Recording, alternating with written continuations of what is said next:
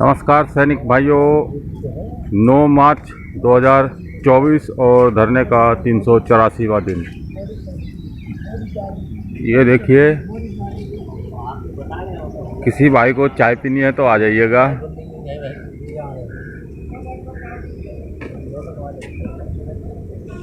और ये जंतर मंतर का नज़ारा देखिए।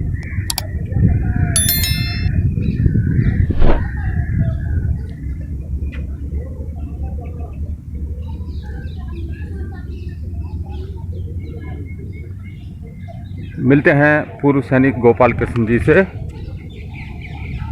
सर राम राम। सर, कुछ पूर्व सैनिकों को संदेश देना चाहेंगे कुछ? सर, आज से सभी पूर्व सैनिक को जो देश भर में जो बैठा है, जैसे जवान को मेरा प्रणाम, धन्यवाद। जो हमारा आज 384 डेज हो चुका है, जंतर मंतर का नज़ारा आपने देख रहा है। यहाँ पर आंदोलन करने का कोई अनुमति अभी भी प्रशासन द्वारा नहीं मिला है, जो कि धारा 144 लागू है। तो लेकिन हम अपना बैनर लगा के जो 28 लाख पूर्व सैनिकों का विसंगति प्रॉब्लम्स को और 7 लाख वीर नारियों का जो भी विसंगतियाँ हैं, उसी का पीछे हम लोगों ने आवाज़ उठाया। लगातार 1 साल से हम लोग यहाँ पर बैठा है, 1 साल के ऊपर भी हो गया।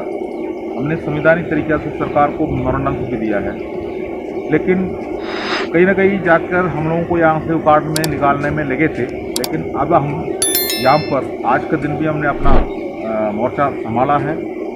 जो आपको सबको पता होना चाहिए, 2 ही आदमी का जो परमिशन होता है 144 धारा का तहत, उसी में भी नारा वगैरह लगाना, माइक लगाना, झंडा लगाना, ये सब उसके लिए अनुमति नहीं है। ज़्यादा भीड़, मतलब 2 आदमी से ऊपर भीड़ को इकट्ठा भी नहीं कर सकता। लेकिन जंतर मंतर को तो इन्होंने टोटली सील किया है। आपको बिल्कुल ये जो आप इसका देख लीजिए, ये अपना यही है जंतर मंतर। इतना एरिया में ही आंदोलन करना है, थोड़ा आपको पता होना चाहिए। ये जो जितना एरिया दिख रहा है, इसी के अंदर आंदोलन होना है। इसी के अंदर कम से कम जो 12 कैमरा लगा है इसके अंदर, इसी के अंदर इतना व्यू के अंदर। और इसके अलावा इसके अंदर सिक्योरिटी फोर्स भी कम से कम आ जाएंगे।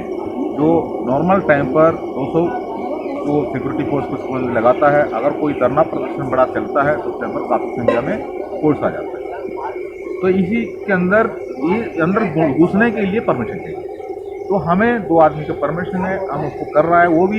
वो परमिशन भी देने के लिए हमारा प्रशासन तैयार नहीं था। तो हो सकता है सरकार ने परमिशन देने के लिए दबाव लगाया होगा, बताया होगा। हम लोगों ने 144 धारा लगने के बावजूद भी हमने 3 मार्च को हम लोग ने एक स्ट्राइक करके दिखाया। उस टाइम पर हमारा सरकार ने हमारे ऊपर लाठी बरसाने के लिए और गोलियां बरसाने के लिए एक एसडीएम का भी नियुक्ति किया गया है, जो कि उनका उस मोर्चा में सारे प्लानिंग थे, जो कि हम लोगों ने अपना चर्चा में हमने मना कर दिया। हमें नोटिस भी सौंपा हुआ था। तो हम लोग ने 144 का धारा का उल्लंघन, हमारा हाथ में कोई ऐसा कोई बैनर नहीं है, हमारे पास कोई झंडा नहीं है, हमने तिरंगा लगाया है और हमारा सबका सैनिक संगठन कमेटी का झंडा पकड़ा हुआ है। वो भी उसके अंदर धार्मिक का सूचना है। तो ऐसी झंडा लेकर हम लोग ने अपना जो धरना दिया, 3 तारीख की बात बता रहा हूँ। उसके बाद गिरफ्तारी हुआ, फिर शाम को रिहा किया गया और केस दर्ज करने वाला बात भी आ गया, जो कि हमको नोटिस सौंपने के बाद भी हम लोग ने 144 धारा का उल्लंघन किया है करके बोला। तो हमारा जो नेतृत्व करने वाला हमारा कमेटी ने जो पहले से ही सरकार को मेमोरेंडम दिया, हमने यही कहा है, आप लोग गिरफ्तार करो, जेल में डालो, लाठी बरसाओ, कुछ भी करना कर लो, हम कोई जमानत तक लेने के लिए नहीं आएंगे। जो कि हम लोग 1 साल के ऊपर हो गए यहाँ पर बैठ के सरकार को संवैधानिक तरीक़ा से जगाया है। अगर आप चाहते हो हमने जो कर रहा है, पूर्व सैनिक जो कर रहा है, वो आपको देश विरोधी दिखाई दे रहा है, एंटी नेशनल दिखाई दे रहा है, तो आप कार्रवाई करिए, हम कोई जमानत लेने नहीं आए।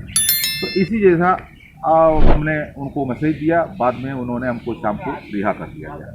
लेकिन हम कह रहा हूँ, जो वो तो ठीक है, वो तो प्रशासन का और सरकार का तरफ से जो रूलिंग है वो फॉलो हो जाता है, हम उसको एग्री करता है, विरोध भी करता है, ये सब नतीजा हम जानता है। बेल्ट में हम नौकरी करके आए हैं और ऐसे भी है, हमारा सामने जो फोर्स खड़े हैं, एक टाइम पर हमारे शरीर में वर्दी थे, इसलिए हमको उसका बारे में भी जानकारी है।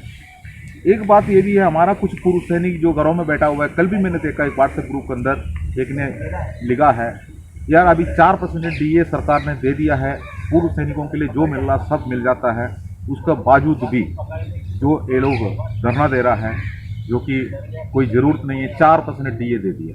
तो हम उस मान्य व्यक्ति को बताने, उसको फ़ोन नंबर भी मेरे पास है, उसका नाम भी मेरे पास है, उसको ग्रुप के बारे में मैं जानता हूँ, लेकिन वो कौन सा फौज में नौकरी करके आया है, कौन सा ट्रेड में नौकरी करके आया है, या अगर मान लो एयरफोर्स में किया हो, नेवी में किया हो, आर्मी में किया हो, ये हमें नहीं पता है, कौन सा ट्रेड में किया ये भी पता नहीं, सेवादारी करके आया हो ये भी पता नहीं, और दूसरे के लिए बात कर रहे ये भी नहीं पता है।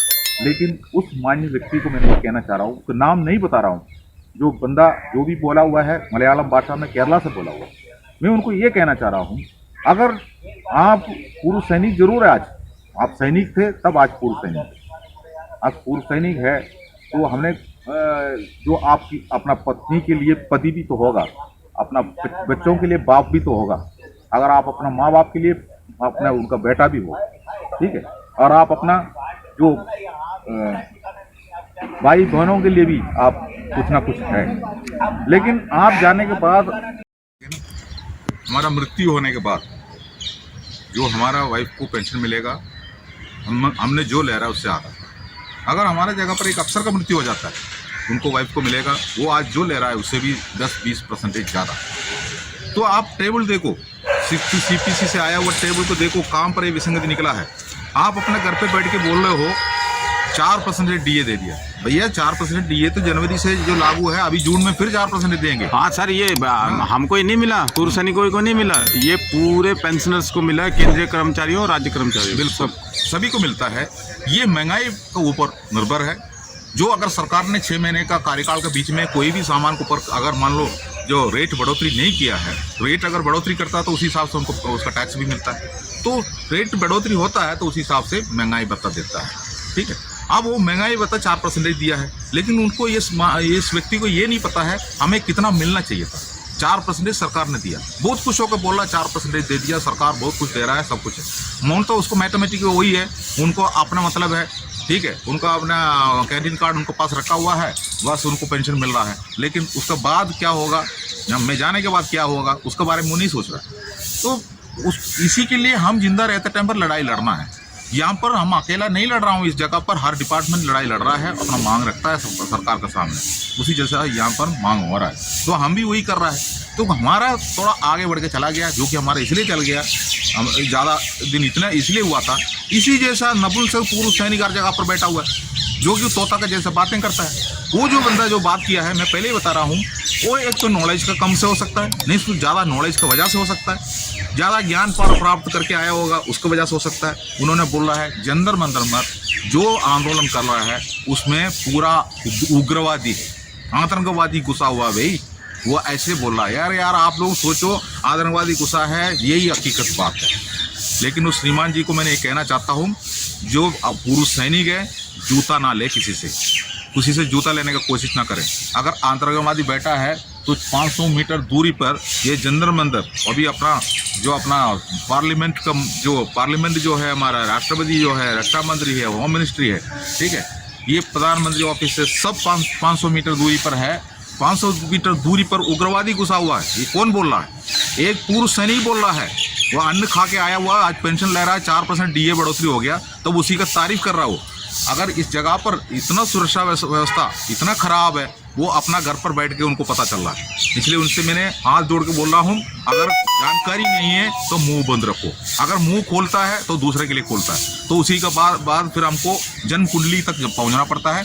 जन कुंडली भी हमारे पास अभी मैंने बता दिया, उनको फ़ोन नंबर और नाम मैंने कोई ग्रुप में डालने से ना उनका जन कुंडली भी निकल के हमारे पास आ जाता है। इससे कोई मतलब नहीं हमको, हम एक दूसरे के साथ में वार करने के लिए नहीं है। हमारा विसंगति के ऊपर हम लोग ने बैठा हुआ है, सरकार को जगाया हुआ है, सरकार जाग चुका है, उसी का खलबली मच रहा है। तो हमारा व्हाट्सएप ग्रुपों के अंदर बैठ के कुछ लोग जो कुछ अपना आप वो बोल देंगे मैं प्रोफेसर है, मैं एडवोकेट है, बाहर आने के बाद कुछ पद लिया है। वो खुद बोलता है मैं सूबेदार मेजर है, ऑर्डनरी कैप्टन है। कोई फ़ायदा नहीं है। मुंह से अगर बातें दूसरा निकल जाता है तो लिया हुआ रैंकों के ऊपर कलंक लग जाता है, दाग लग जाता है। इसलिए जो बोलना है सोच समझ कर बोलिए। जंतर मंतर का आंदोलन आज भी जारी है। 384 डेज हो चुका है। जो लगातार हमारा मेमोरेंडम हमारा बैनर लगा है और यहाँ पर पुलिस प्रशासन का टीम आके फोटो लेके जाता है। इसके अलावा यहाँ फोटोग्राफी ऑलरेडी जो सीसीटीवी कैमरा यूज़ के अंदर खड़ा है। जय हिंद।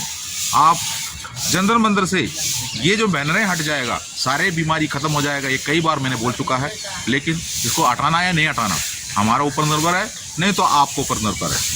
तो इसी के इंतजार करके सरकार बैठा है, हमारा वरिष्ठ अधिकारी बैठा है, लेकिन आप सोच लो क्या होगा। जय हिंद। मैं सभी पूर्व सैनिकों से कहना चाहूँगा, देखिए जो डीए बढ़ता है ना, वो ये नहीं है कि सरकार वो अपनी जेब से दे रही है। आप लोग टैक्स भी तो देते हैं, आप लोग हर चीज़ खरीदते हैं, उस पर टैक्स भी देते हैं। तो सरकार कोई एहसान नहीं करती, और सरकार दे रही है ना, तो सरकार वो ले भी रही है। उनका कितने परसेंट बढ़ता है, कितने परसेंट नहीं बढ़ता, पहले वो संज्ञान में लीजिए। वो कौन से सीपीसी से पेमेंट ले रहे हैं, उनका डीए कितना परसेंट बढ़ता है, और तब जाके किसी बात को बोलिए। तब तक मैं उनसे यही कहना चाहूँगा, जो मैंने बात बोली है वो चेक करें कि सरकार में जो नुमाइंदे नौकरी कर रहे हैं वो सरकार कितना परसेंट डीए ले रही है, इस पे भी ध्यान दें। और इस अगली बार जब बात करें तो वो बताएं कि उनको इतना डीए बढ़ा। नमस्कार।